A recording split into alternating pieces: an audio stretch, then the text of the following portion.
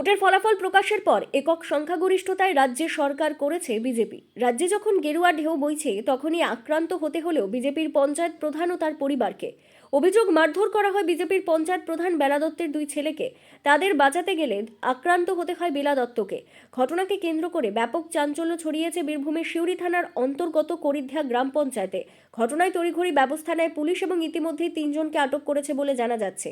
আর এই ঘটনা প্রসঙ্গে বিজেপির বীরভূম সাংগঠনিক জেলার জেলা সভাপতি উদয়শঙ্কর ব্যানার্জি জানিয়েছেন, তৃণমূলের এখনো অনেকেই ভেবেই উঠতে পারছেন না যে তারা সরকারের নেই।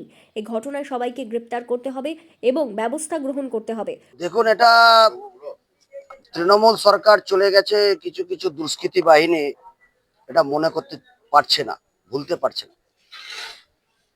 পুলিশটা কিন্তু বিজেপির নয়, পুলিশটা সাধারণ মানুষের হয়ে গেছে। উত্তরপ্রদেশের আমরা যোগী রাজ্যের পুলিশ দেখেছি, এখানে কিন্তু মানুষের পুলিশ সবাই দেখবে। এরা ভাবছে যে তৃণমূলে যেভাবে সন্ত্রাস করে রাখতো সেইভাবেই এরা চাইছে যে এইভাবে সন্ত্রাস করে রাখবো।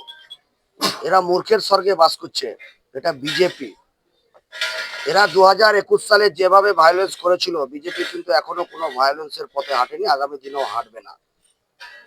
আমরা শান্তির বার্তা নিয়ে এসেছি, মানুষ আমাদেরকে আশীর্বাদ করেছে।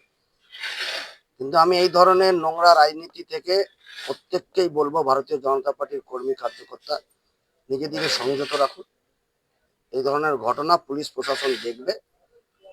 আমরা আশাবাদী এই গণেশ নাগ এবং তার দুই সন্তান, অযোগ্য সন্তান এবং তার দুই ভাইপো, তারা এলাকায় শান্তিকে বিঘ্নিত করছে। বন্দুক গুছিয়ে আমাদের কার্যকর্তা প্রধান মহিলা, আমাদের করিদ্ধা পঞ্চায়েতের যিনি প্রধান আছেন তিনি মহিলা, সে মহিলার গায়েও হাত দিয়েছে। সাথে সাথে প্রধানের ছেলে, আমাদের যুব মোর্চার কার্যকর্তা, তাকেও মেরে তার মাথাতে আঘাত লেগেছে। সিটি স্ক্যানের জন্য ডক্টর বাবুরা রেফার করেছে। যদি ওনাদের অ্যারেস্ট দুজনকে করেছে, বাকি 3 জনকেও অ্যারেস্ট করতে হবে। তাদেরকে দেখাতে হবে যে পুলিশগিরি কাকে বলে, এবং পুলিশগিরির সাথে সাথে তৃণমূলের গুন্ডাদের একটা বার্তা দিতে হবে, এই ধরনের ঘটনা যেন আর না ঘটে।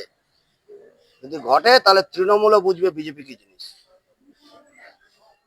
সোমবার রাতে কিভাবে এমন ঘটনাটি ঘটলো তা জানিয়েছেন পঞ্চায়েত প্রধানের ছেলে রাকেশ দত্ত। হয়েছিল আমাদের হোলির দিনকে একটা ঝামেলা হয়। সেই ঝামেলাটা হয়েছিল সৈকত ঘোষালের সাথে। বাবুদাকে মারে, বাবু দত্তকে।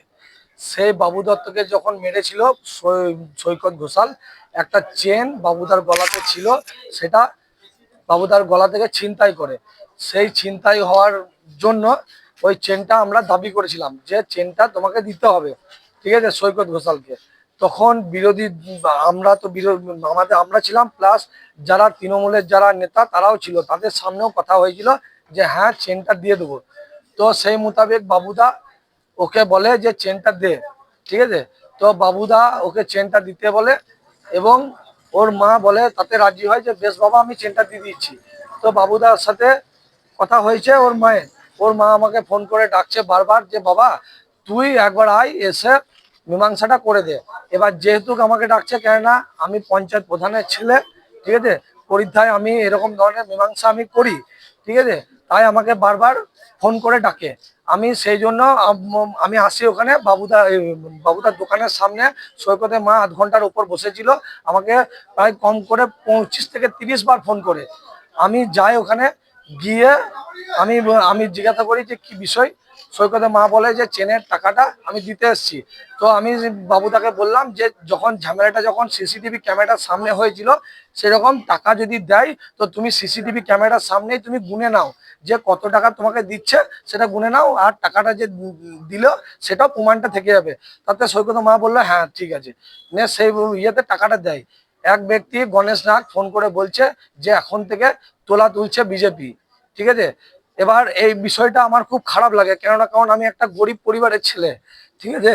আজ পর্যন্ত কেউ বলতে পারবে না যে আমি কাউরির কাছ থেকে হুমকি ধুমকি দিয়ে, গোটা করিদ্দার মানুষ জানে যে আমি কারোর কাছ থেকে 5 পয়সা কারোর কাছ থেকে আমি নিই নাই।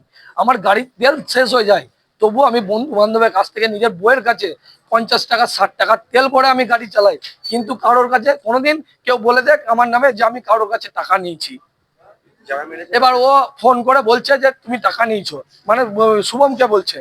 এবার সেটা আমার শুনে খুব খারাপ লাগে, আমি আমার নেতৃত্বকে জানাই।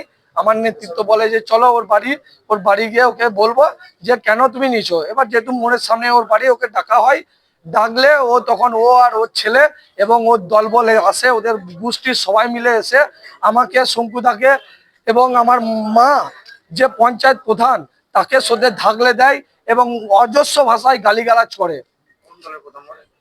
আমার মা ভারতীয় জনতা পার্টি বিজেপির প্রধান করিতা গ্রাম পঞ্চায়েতে।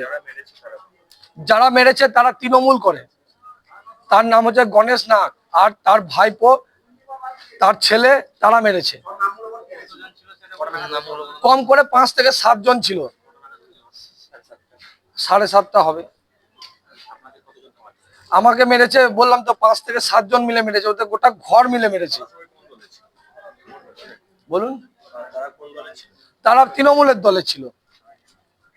তারা এরকম ধরনের আছে, মানে অভিযোগ আছে, ও নিজে প্রচুর লোকের কাছে হুমকি ধুমকি দিয়ে ও টাকা তুলেছে এবং জুয়োর বোর্ড চালায়। এমনকি ও আমাকে ওখানে সবারই সামনে ওপেন বাড়ি থেকে বন্দুক বার করে ও বন্দুক দেখিয়ে বলে যে গুলি করে দেবো।